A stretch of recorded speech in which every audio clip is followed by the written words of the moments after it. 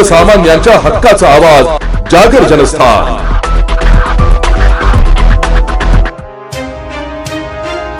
महाराष्ट्र राज्याचे शालेय शिक्षण मंत्री दादाजी भुसे हे आज धुळे जिल्हा दौऱ्यावर होते।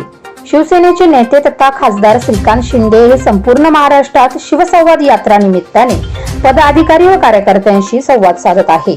याच पार्श्वभूमीवर धुळे जिल्ह्याच्या दौऱ्यावर लवकरच श्रीकांत शिंदे येणार असून त्यांची पूर्वतयारी म्हणून आज कार्यकर्त्यांची बैठक धुळ्यात पार पडली।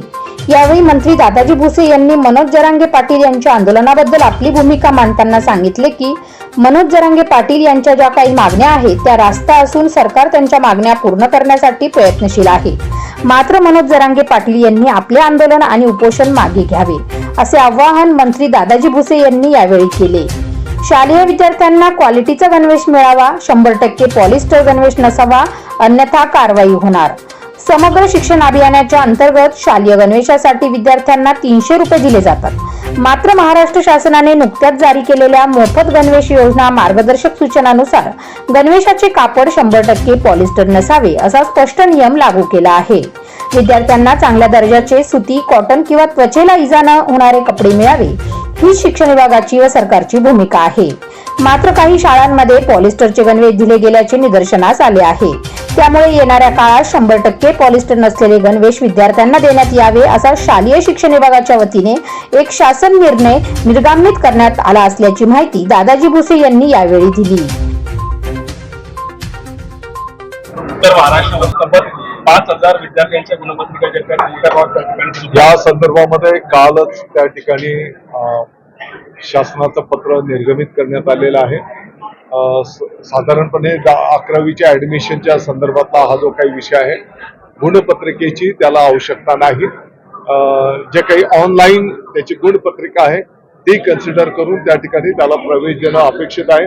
अर्थात त्याची हार्ड कॉपी पण लवकर आम्ही देणार। गणवेश जो आहे हा 100% पॉलिस्टर वापरण्याचा निर्णय, म्हणजे पॉलिस्टर वापरायचाच नाही अशा पद्धतीने गणवेशाचा निर्णय झाला, तो नेमका काय आहे?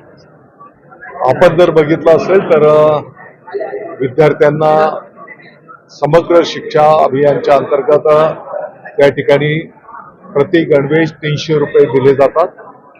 अपेक्षा अशी आहे की स्थानिक पातळीवरचे मुख्याध्यापक महोदय, शाळा व्यवस्थापन समिती या माध्यमातून स्थानिक पातळीवर त्या ठिकाणी विद्यार्थ्यांच्या मोजमापप्रमाणे विद्यार्थ्यांच्यासाठी गणवेश घेतला गेला पाहिजे, शिवून घ्यायचा।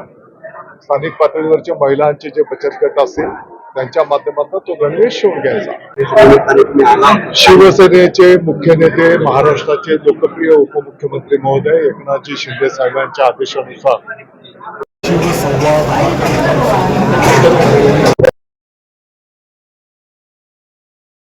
आणि बुलढाणा जिल्ह्याची संपर्क मंत्री म्हणून माझ्यासारख्या कार्यकर्त्यावर त्यांनी जबाबदारी दिलेली आहे।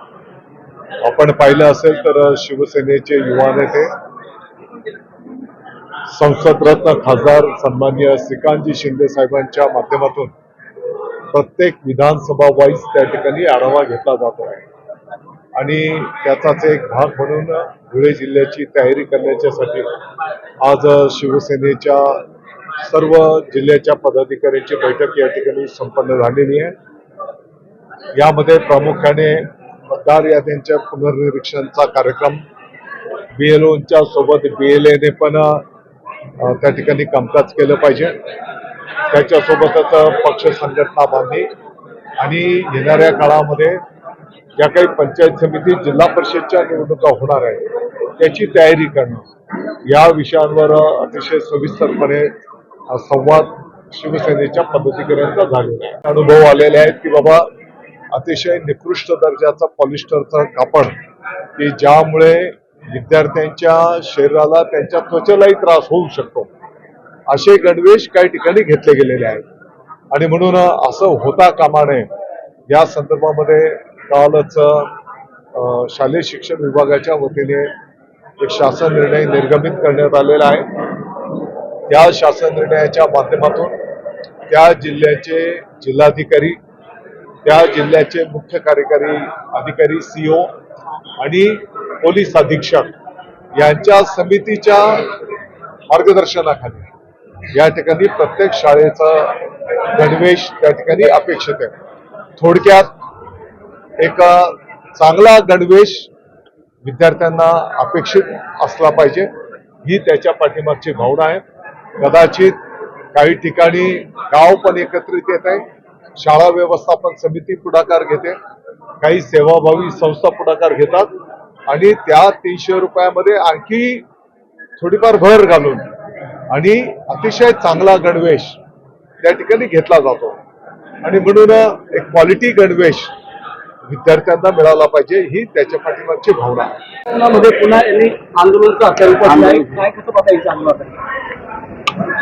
मनोज जरांगे पाटील साहेबांना आम्ही विनंती आवाहन करू की कृपा करून आपण जे काही त्यांच्या ज्या काही मागण्या आहेत त्या रास्त आहेत, परंतु काही प्रक्रियेमध्ये थोडाफार कालावधी लागतो.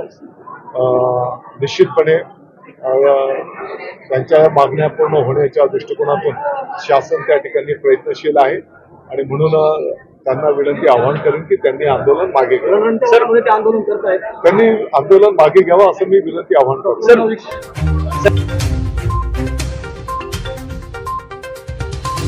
जागर जनस्थानसाठी प्रतिनिधी रूपक बिरारी, धुळे.